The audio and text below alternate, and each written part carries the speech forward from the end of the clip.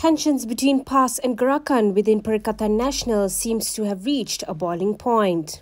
PAS Information Chief Ahmad Fadli Shari criticised Gerakan President Dominic Lau's response to a donation from an alcohol company to a Chinese school, suggesting the alliance might not last into the 16th general election. In response, Gerakan Deputy President Tong Keong warned that the party might exit PN if pressured by extreme conservative demands.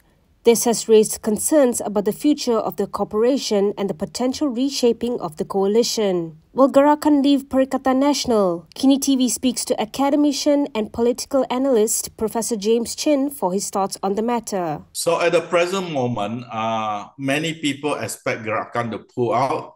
The answer is that will not happen. You have to remember Muhyiddin is trying to build a coalition similar to Barisan Nasional, because after all, Bersatu is actually made up 100% of ex-UMNO members. Those people who disagree with the people like Najib and Anwar Ibrahim and Zahid. So basically, they're trying to replicate the Barisan Nasional model. And as many of the viewers know, Barisan Nasional model requires one core Malay party, which is Bersatu, plus other parties representing the interests of other communities. The controversy over donations from brewery companies has highlighted the underlying tension between PAS and Gerakan. PAS' strict fundamentalist beliefs often conflict with Gerakan's efforts to advocate for non-Malay communities within the coalition. Does this ideological divide raise questions about the stability of their partnership? Now, having said that, we know there are tensions because PAS is being very fundamentalist towards its belief, trying to impose its belief on the non-Muslim population. So in some ways, it's actually good that Gerakan is speaking up, because that is its role inside Perikatan, which is to represent the non-Malay interests. But again, really doesn't matter if they attack each other in public, because they're speaking to their own supporters. So I'm quite sure the top leaders in Gerakan and the top leaders in PAS actually don't care even if they have a public spat. Despite the growing tensions over the Chinese school's donation issue, the coalition structure indicates a deeper resilience similar to that of Barisan Nasional. However, the deep-seated differences in their worldviews make reconciliation challenging.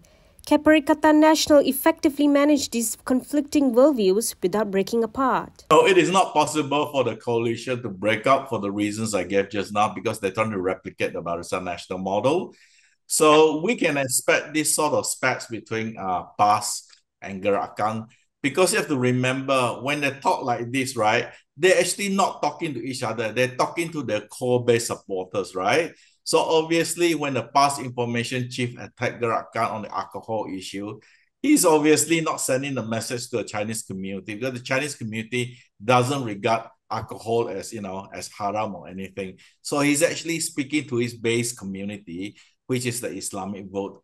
It's the same thing with Gerakan. When Gerakan, argue back with PAS, right? They're not speaking to the PAS members. They're speaking to their own core supporters who expect them to represent the non-Muslim interests in Perikatan. Differences will have to remain unresolved because it is quite clear that PAS is not going to drop its aim to make Malaysia an Islamic state and to Islamize most parts of the population, especially in terms of public policy. So this issue cannot be resolved, because essentially you have two different worldviews. PAS worldview is that Malaysia should be becoming more Islamic, eventually becoming Islamic state, while PAS worldview is that Malaysia to remain as it is, largely secular, but not really a secular state, with Islam being the religion of the federation. So it is not possible to reconcile these two worldviews. Professor Chin notes that Chinese votes are crucial in Malaysian politics, particularly for coalitions like PN. Since 2020, Gerakan has been tasked with representing the Chinese community's interest within this coalition. However, does PAS' overarching influence undermine their effectiveness? Many non-Muslims of the Chinese and Indian community understand that the key driver in Perikatan is actually PAS. They will not support Gerakan because they are more afraid of PAS. So they see Gerakan as basically in Perikatan as what we call window dressing, to give Perikatan the multiracial look. But everybody understands that, Gerakan cannot do much. I think they only got one Adun and that's about it. So they really can't do much. They have one senator, which is the party president themselves.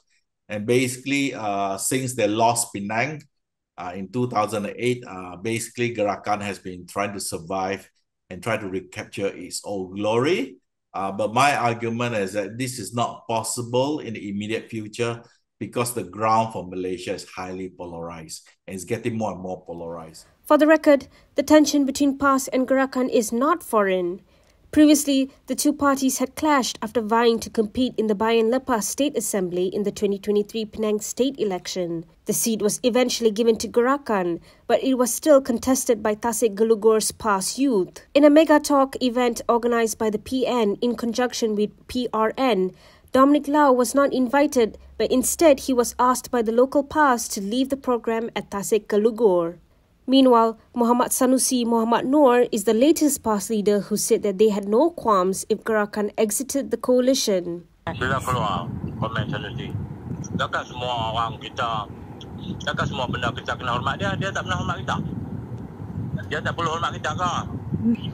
Takkan orang Melayu je kena hormat dia ke?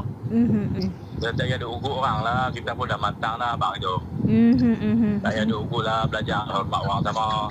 Belajar hormati orang Melayu dan orang Islam di negara ini. Itu sudah politik apa gugur ni lama lah tu.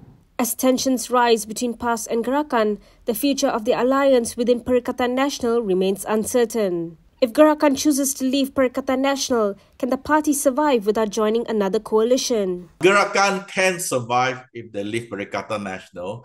The party does have some financial resources. So, for example, in Cheras, they own Menara PGRM, and some of the state headquarters, they also own the building. But the problem is that without representative in the Dewan Rakyat and in most of the states, you need a bigger platform. In other words, you need to join a coalition to get a real political voice. So while the party can exist outside Perikatan, it will become more and more irrelevant. I think the issue for Gerakan is that some of their own members are questioning, even if they're in Perikatan, are they also irrelevant? Because we have seen that Gerakan basically gets no respect from PAS.